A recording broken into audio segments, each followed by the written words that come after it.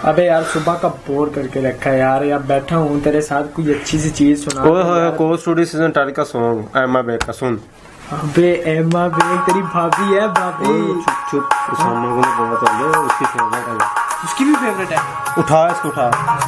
ओए समा, ओए समा बात सुन। ओए उठ, ओए चेक कर रहा है। अबे तेरी फेवरेट और मेरी क्या तेरी भाभी आई है। कौन? एमा बेग। यार यार मैं जान ले लूंगा, मतलब तुझे कितना मजा का है यार, मजाक मजाक। ओए होए होए यार इसका तो बहुत देर बाद सॉन्ग है यार जाके।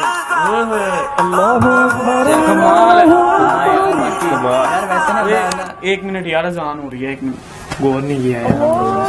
अच्छा देख से करो यार। अच्छा यार इसका बहुत देर बाद जाके यार भी सुनना है ना, वो ना यार इसका जाते तो वैसे ना नहीं यार, वो तो बात है पर मैं इसके बारे में बाद में बर्दाश्त। हाँ बिल्कुल अजान हो रही है भाई। जब आप दोनों बातें कर रहे थे तब अजान नहीं हो रही थी। अजीब लोग हैं यार आप दोनों यार, सॉन्ग बंद करवा के खुद दोनों बातें करने लगे हो यार।